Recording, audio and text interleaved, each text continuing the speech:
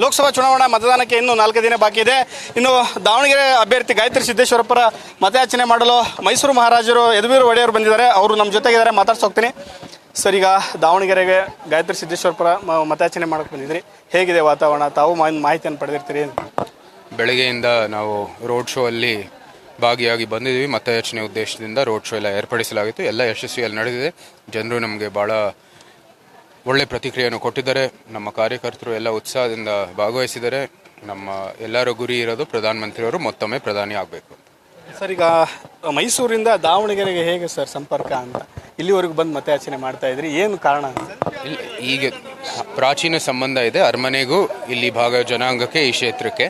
ಅದು ಯಾವಾಗಲೂ ಶಾಶ್ವತವಾಗಿರುತ್ತೆ. ಆದರೆ ಇವಾಗ ಒಬ್ಬ ಕಾರ್ಯಕರ್ತನಾಗಿ, ಪಕ್ಷದ ಒಬ್ಬ ಅಭ್ಯರ್ಥಿಯಾಗಿ, ಪಕ್ಷದ ಪರವಾಗಿ ಇಲ್ಲಿ ಪ್ರವಾಸ ಮಾಡಿ ಪ್ರಚಾರ ಮಾಡುವಂಥದ್ದು ಉದ್ದೇಶ ಇದೆ.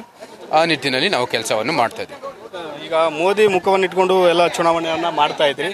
ಕಾಂಗ್ರೆಸ್ನವರು ಒಂದು ಆರೋಪವನ್ನು ಮಾಡ್ತಾರೆ, ಏನು ರಾಜ್ಯಕ್ಕೆ ಟೋಪಿಯನ್ನು ಹಾಕಿದ್ದಾರೆ, ಚಂಬನ್ನು ಕೊಡುವಂಥ ಕೆಲಸವನ್ನು ಮಾಡಿದ್ದಾರೆ. ಅದಕ್ಕೆ ತಾವೇನು ಹೇಳ್ತೀವಿ? ಪ್ರಧಾನಮಂತ್ರಿಯವರು 10 ವರ್ಷದಲ್ಲಿ ಏನೇನು ಅಭಿವೃದ್ಧಿ ಮಾಡಿದ್ದಾರೆ ಎಲ್ಲರಿಗೂ ಗೊತ್ತಿರುವಂಥದ್ದು ವಿಷಯ. ಇಡೀ ವಿಶ್ವವೇ ಅವರು ಒಂದು ಉತ್ತಮವಾದ ನಾಯಕರು ಅಂತ ಗುರುತಿಸಲಾಗಿದೆ. ಸೊ ಆ ನಿಟ್ಟಿನಲ್ಲಿ ಅವರು ನಮ್ಮ ನಾಯಕರಾಗಿ ಅವರ ಹೆಸರನ್ನು ಬಳಸಿ ನಾವು ಚುನಾವಣೆ ಅಂತ ಗೆಲ್ಲೋದು ನಮಗೆ ಒಂದು ಸೌಭಾಗ್ಯ. ಮತ್ತು ಅವರು ದೇಶಕ್ಕೆ ಮಾಡಿರುವಂಥದ್ದು ಎಲ್ಲ ಕೆಲಸ ಸಾಧನೆಗಳು ಎಲ್ಲರಿಗೂ ಗೊತ್ತಿರುವಂಥದ್ದು ವಿಷಯ. ಸೊ ಯಾವಾಗಲೂ ಅವರ ನಾಯಕತ್ವದಲ್ಲಿ ದೇಶ ಮುಂದುವರಿತಿದ್ರೆ ಅದು ಒಳ್ಳೆಯ ಕೆಲಸ ಆಗೇ ಆಗುತ್ತೆ. ಇನ್ನೊಂದು, ಈಗ ಪ್ರಜ್ವಲ್ ರೇವಣ್ಣ ಅವರದ್ದು ಲೈಂಗಿಕ ದೌರ್ಜನ್ಯ ಪ್ರಕರಣ ಸಾಕಷ್ಟು ಚರ್ಚೆ ಆಗ್ತಿದೆ. ಪ್ರಜ್ವಲ್ ರೇವಣ್ಣ ಅವರದ್ದು ದೇಶಾದ್ಯಂತ ಇದು ಚುನಾವಣೆ ಮೇಲೆ ನೆಗೆಟಿವ್ ಪರಿಣಾಮ ಬೀರಲ್ವಾ ಅಂತ? ನಮ್ಮ ನಾಯಕರು ಎಲ್ಲ ಸ್ಪಷ್ಟವಾಗಿ ಹೇಳಿದ್ದಾರೆ, ಇದು ಕಾನೂನಾತ್ಮಕವಾಗಿ ನಡೆಯುತ್ತೆ ಅಂತ. ತನಿಖೆ ಬಂದಾದ ಮೇಲೆ ಅದ್ರ ಮೇಲೆ ನಾವು ಕಮೆಂಟ್ ಮಾಡ್ತೀವಿ.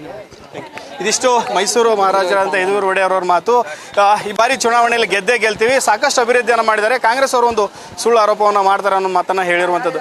ಕ್ಯಾಮರಾ ಪರ್ಸನ್ ಲೋಕೇಶ್ ಜೊತೆ ಮಹದೇವ್ ಬಿಜಿ, news first Davanagere. News first ನಿರ್ಭೀತಿಯಿಂದ ನಿಮ್ಮ ಪರವಾಗಿ.